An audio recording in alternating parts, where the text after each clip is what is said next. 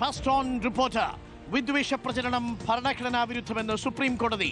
പ്രസംഗത്തിലൂടെയും കലാരൂപത്തിലൂടെയും ഒരു വിഭാഗത്തോടും വിദ്വേഷം പ്രകടിപ്പിക്കരുതെന്നും ഭരണതലത്തിലുള്ളവർ പ്രത്യേകിച്ചും വിദ്വേഷ പ്രസംഗം നടത്തരുതെന്നും സുപ്രീം കോടതി ആവശ്യപ്പെട്ടു. ഏത് രീതിയിലുള്ള വിദ്വേഷ പ്രചരണവും ഭരണഘടനാ വിരുദ്ധമാണെന്നും വിദ്വേഷം പ്രചരിപ്പിക്കുന്ന പ്രസംഗവും മീമും കാർട്ടൂണുകളും കലാരൂപങ്ങളും പാടില്ലെന്നും ഒരു വിഭാഗത്തെ ലക്ഷ്യമിട്ടുള്ള വിദ്വേഷ പ്രസംഗവും ഭരണഘടനാ വിരുദ്ധമാണെന്നും സുപ്രീം കോടതി ജസ്റ്റിസ് ഉജ്ജിൽ ഭുയിന്റേതാണ് സുപ്രധാനമായിട്ടുള്ള നിരീക്ഷണം. ശ്യാം ദേവരാജ് വരുന്നു. ഇത് കേരള സ്റ്റോറി മുതൽ വെള്ളാപ്പള്ളിക്ക് വരെ ബാധകമാണ് അല്ലേ ശ്യാം ദേവരാജ്? ഡോക്ടർ അങ്ങനെ തന്നെയാണ്. കേരള സ്റ്റോറിക്കും ഈ സുപ്രീം കോടതിയുടെ നിരീക്ഷണം ബാധകമാണ്. അസം മുഖ്യമന്ത്രി ഹിമന്ത ബിശ്വ ശർമ്മയ്ക്കും ഈ നിരീക്ഷണം ബാധകമാണ്. വിദ്വേഷ പ്രസംഗം നടത്തുന്ന, വിദ്വേഷ പ്രചാരണം നടത്തുന്ന എല്ലാവർക്കും ബാധകമാകുന്നതാണ് സുപ്രീം കോടതിയുടെ വിധി. അത് സുപ്രീം കോടതി അക്കാര്യത്തിൽ തന്നെ പ്രത്യേകമായി എടുത്തു തന്നെ പറയുന്നുണ്ട്.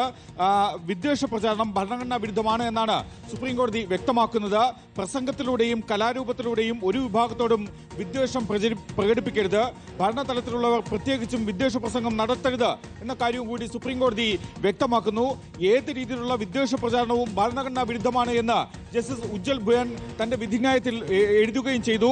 ഒരു വിഭാഗത്തെ ലക്ഷ്യമിട്ടുള്ള വിദ്വേഷ പ്രസംഗം ഒരു വിഭാഗത്തെ ലക്ഷ്യമിട്ടുള്ള വിദ്വേഷ പ്രസംഗം പോലും ഭരണഘടനാ വിരുദ്ധമാണ് എന്നാണ് സുപ്രീം കോടതിയുടെ നിരീക്ഷണം. വിദ്വേഷം പ്രചരിപ്പിക്കുന്ന പ്രസംഗവും മീമും, ഓൺലൈനിൽ പ്രചരിപ്പിക്കുന്ന മീമുകൾ, കാർട്ടൂണുകൾ, സിനിമ ഉൾപ്പെടെയുള്ള കലാരൂപങ്ങൾ ഒന്നുവയിലും അത്തരം വിദ്വേഷ പ്രചരണം പാടില്ല. ഭരണഘടനാ പദവികൾ വഹിക്കുന്നവർക്കും ഇക്കാര്യം ബാധകമാണ് എന്നും ഈ ഹിമന്ത ബിശ്വ ശർമ്മയുടെ വിവാദത്തിന്റെ പശ്ചാത്തലത്തിൽ തന്നെ സുപ്രീം കോടതി പറയുകയാണ്. നെറ്റ്ഫ്ലിക്സ് ചിത്രം ഗൂസ്കർ പണ്ഡത്തിന്റെ തലക്കെട്ട് ചോദ്യം ചെയ്ത് നൽകിയ ഹർജിയിലാണ് സുപ്രീം കോടതിയുടെ സുപ്രധാനമായ നിരീക്ഷണം. അതിൽ സുപ്രീം കോടതി വ്യക്തമാക്കുന്ന മറ്റു ചില കാര്യങ്ങൾ കൂടിയുണ്ട്. സാഹോദര്യം ഭരണഘടനാ മൂല്യത്തിന്റെ ഭാഗമാണ്. ഭരണഘടനയുടെ 51(a)(e) അനുസരിച്ച് സൗഹാർദ്ദത്തിനുള്ള മൗലികമായ ചുമതല ഓരോ പൗരന്മാർക്കും ഉണ്ട് എന്ന കാര്യവും കൂടി സുപ്രീം കോടതി വ്യക്തമാക്കുന്നുണ്ട്.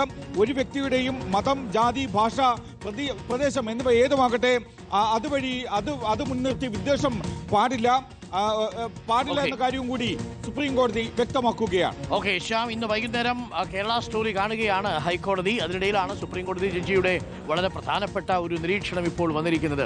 വിദ്വേഷ പ്രചരണം പാടില്ല എന്നുള്ളതാണ്. അത് കലാരൂപമാണെങ്കിലും ശരി, പ്രസംഗമാണെങ്കിലും ശരി. ആരോട് പറയാൻ, ആർക്ക് കേൾക്കാൻ?